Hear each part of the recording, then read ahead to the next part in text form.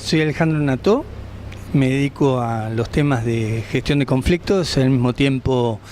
me especialicé en temas de derechos humanos y trabajo en esto desde hace mucho tiempo, muchos años. María Romilda Servini de Cubría es jueza en lo criminal y correccional federal en el juzgado número 1 de la República Argentina, tiene sede en Capital Federal y es quien desde 1990 está a cargo de ese juzgado y se hizo cargo a partir de los delitos de lesa humanidad, de la apertura de determinado tipo de crímenes contra la tortura. En este caso en especial tomó la jurisdicción internacional, abrió la jurisdicción internacional para poder intervenir directamente ella frente a los crímenes del franquismo. Es la única causa en el mundo abierta en cuanto a los delitos de lesa humanidad que surgen de esta caracterización que hizo Naciones Unidas respecto al franquismo y que aquí en la Argentina se están juzgando en este juzgado de Servini de Cubría. Sí, en septiembre de 1978, festejando la Diada, el 11 de septiembre, Gustavo Adolfo Muñoz se encontró desmovilizándose a partir de un pelotón de policías que aparecieron allí y en esa desmovilización él fue impactado por un proyectil que a quemarropa generó con un calibre 38 un miembro de la policía y casualmente esta causa que se ha incoado aquí en el juzgado de Servini de Cubría tiene directa proporción con este hecho, con este lamentable y deleznable hecho que está considerado lógicamente también parte de los crímenes de la etapa. Si bien esto aconteció en el 78 y los crímenes del franquismo son hasta el 75, hay que hacer notar que todavía no se había desmantelado toda la estructura que había montado el franquismo, en especial en la policía. Y al mismo tiempo ese hecho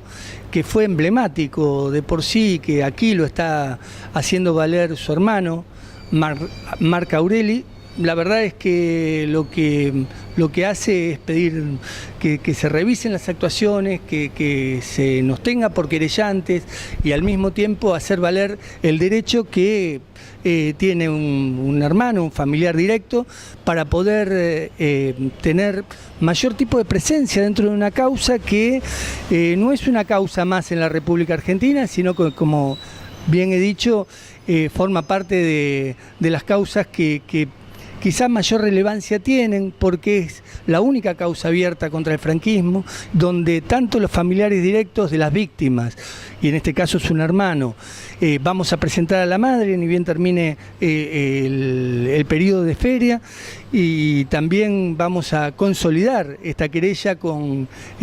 aporte de prueba, que de hecho es lo que estamos pidiendo, que se traiga el expediente de effectum videndi dentro de lo que es la causa que se lleva aquí,